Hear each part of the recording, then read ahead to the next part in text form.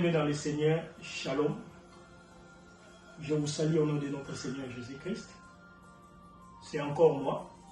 Je suis de retour, votre frère, votre bien-aimé, Moussakoli Bouesso, le prophète Gilles Bouesso.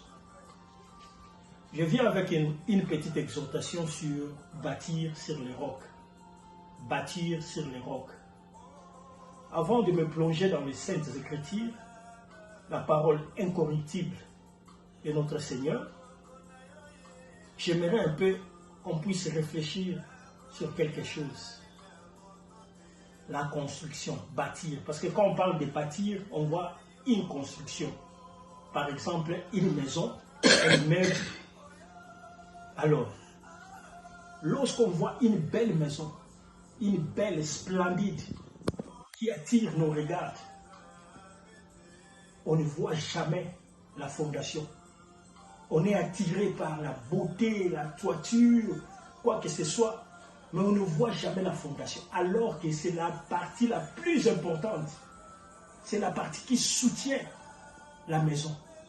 C'est la fondation. Au Bangala, fondation. C'est très très important. Très important. La fondation. Que Dieu nous bénisse. J'ouvre ma Bible dans le livre de Matthieu, Matthieu 7.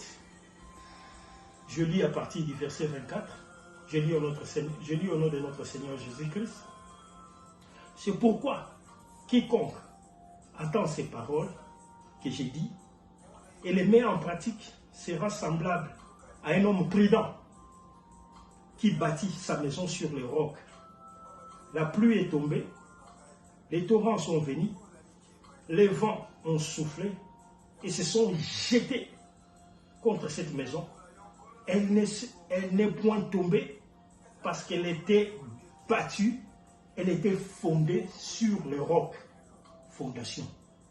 Mais quiconque attend ces paroles que j'ai dit, ne les met pas en pratique, sera semblable à un homme insensé qui bâtit sa maison sur le sable.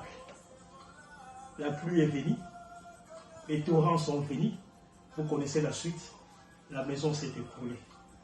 Qu'est-ce que je veux dire par là? Bien-aimés dans le Seigneur, d'une façon ou d'une autre, nous sommes en train de bâtir. Tu bâtis ta famille, tu bâtis le business, tu bâtis le succès. D'une façon ou d'une autre, chaque jour de nos vies, nous sommes en train de bâtir.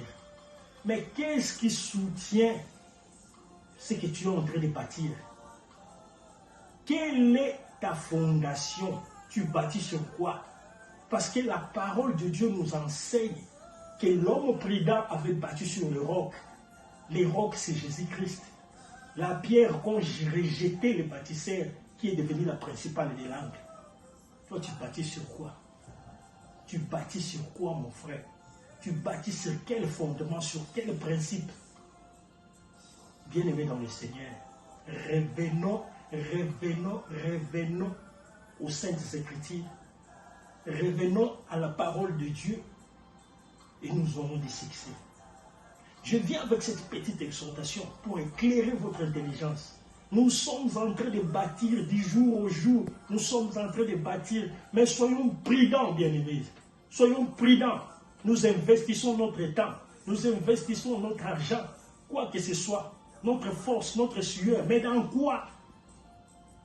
Vous vous lancez dans le business. Mais quelle est votre fondation? Vous vous lancez dans les mariages. Quelle est votre fondation? Vous vous lancez dans le ministère. Quelle est votre fondation? La fondation, c'est Jésus-Christ, la pierre angulaire, l'ancien des âges. Bien-aimés dans le Seigneur, bâtissons sur les rocs, quels que soient les événements, quels que soient les torrents, quelle que soit la pluie, quels que soient les désastres, la maison va tenir. Nous avons tous des problèmes.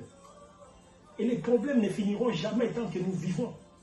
Mais lorsque cette maison-là, lorsque ce business-là, lorsque tout ce que nous sommes en train de bâtir est bâti sur une bonne fondation, la fondation est solide, la maison ne s'écroulera jamais.